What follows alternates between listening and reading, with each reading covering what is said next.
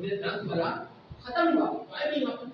इसलिए ये बात बार बार की जाती है तो हम कॉन्स्टेंटली लगातार निरंतर निगरानी वही एक रास्ता होता है प्रतिकार से बचने का।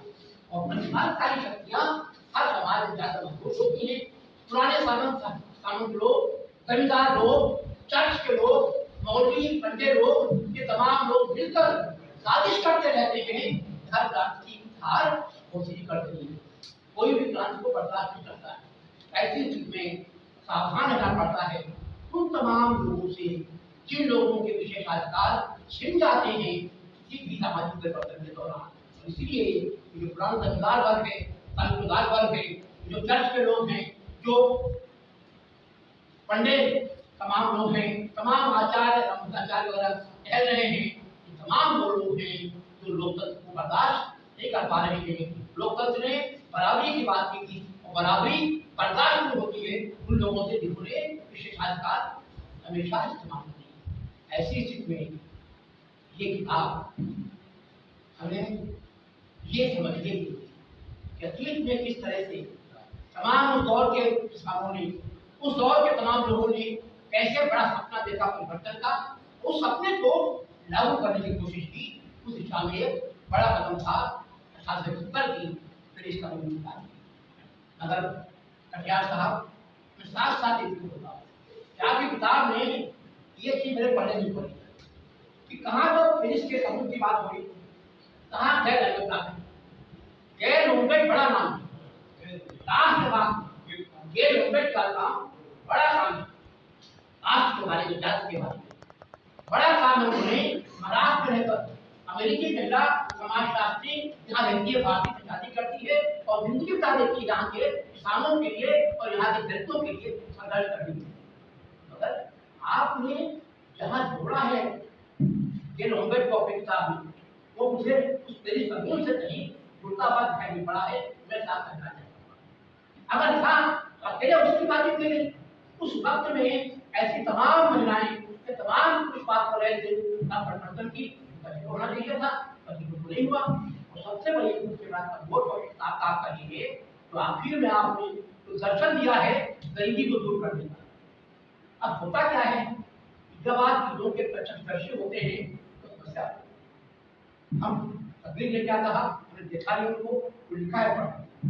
अब ये किताब हमारे हमारे मित्र है विजय प्रताप जी, जवाहर भवन में काम करते हैं, राहुल गांधी जी के लिए काम करते हैं, अच्छा काम कर रहे हैं, कार्यकर्ता रहे हैं, दिल्ली में जेल में रहे।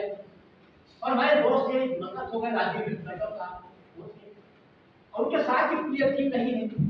उन लोगों ने प्यार किया था 10 साल में गरीबी दूर होता है। अभी उसको कहीं परखा नहीं गया। अभी सरकार में जिनके प्रदेशों में कांग्रेस पार्टी सरकार है वही उसको लागू होने दीजिए, कम से कम देखिए तो आपका वो पूरा जो गरीबी हटाओ दर्शन है अंत में वो आज के कहीं मेल नहीं खाता है। मैं सलाह दे रहा हूँ, घोषणा सलाह दे रहा हूँ, अगर सेकेंड एडिशन दूसरे किताब का उसको हटा दीजिए। वो बड़ा कमजोर होता है कि वो अभी भी उन लोगों को छोड़कर इन 5-6 लोगों ने लिखा था उसको, बाकी किसी का भी चर्चा पे नहीं की है और पढ़िए तो उसको आप मैं लग रहा हूँ जितना व्यावहारिक है वो पूरा का पूरा पक्ष चाहिए और जितना व्यावहारिक है भी वो कम से कम समाजवादी नहीं है।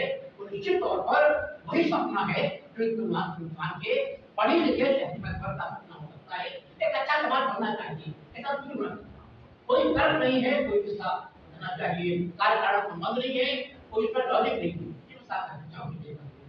इसलिए मैं कहना चाहता हूँ कि आप अच्छा काम करते हो, बर्बाद अच्छी किताब आती है, अच्छा सोच रखते हो आप, मगर जो फौरी सलाह होती है तुरंत करना होगा, तुरंत इलाज करना होगा। मैं चाहूंगा इतना दर्शन अरे इतनी जल्दी गरीबी तो हो जाएगी। तमाम दांडेकर रथ से हम झेल रहे थे तमाम लोगों ने लिखा, पावर्टी मार्च पे लिखा, फिर लिख के रखा, अब तक संघर्ष हो रहा है, गरीबी कैसे दूर हो, और यहाँ इतना तुरंता सलूशन मिल गया फौरन हो जाएगा, ऐसा कुछ नहीं होता है। फिर मैं कह रहा हूँ तुरंता अगर होता तो फिर मैं कोट कर रहा हूँ ऐसे नादान लगते चांद को करने वाले सुबह को राह गुजर को देखो उन कुर्बानियां देनी पड़ती हैं, इससे आसानी से हो जाता है हम दोस्त को बैठ जाकर कर ले जारी करते हैं। इसलिए दुनिया में जितने भी चार्टर जारी हुए हैं क्रांति परिवर्तन की, उससे पहले क्रांतिकारियों ने समाज को समझाया, उनका संवाद किया, तमाम तरह संवाद करने के बाद तब जाकर उन्होंने संघर्ष का पत्र किया। उस संघर्ष के रात के बाद तब एक कार्यक्रम आता है। इसलिए तो गोथा प्रोग्राम कह रहे हैं यहाँ पर किस तरह से मार्क्स में 18 ट्यूबवेल टू गुना पार्ट ये समान ऐसा नहीं है।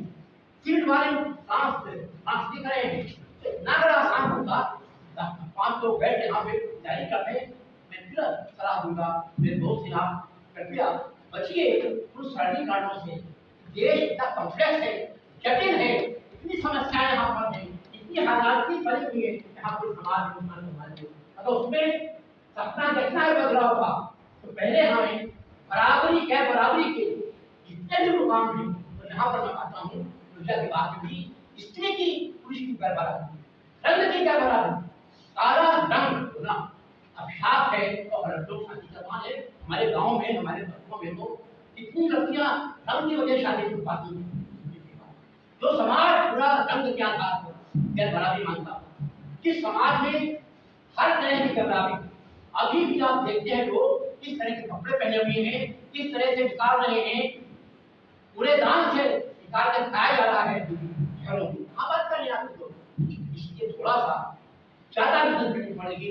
जो भी लोग दर्शक दें करने का वो क्रांति कोई पहले की चीज नहीं है, क्रांति कोई बैठक खाते थे तो चीज नहीं है, क्रांति एक बड़ा संघर्ष का मुद्दा है जहाँ पर लोगों को कुर्बानियां देनी पड़ती है। और आखिर में बात ये कि आपने बड़ा काम किया है, हमें इस कानून के माध्यम से आज के दौर के किसान संगठनों के बारे में सोचने का मौका दिया है।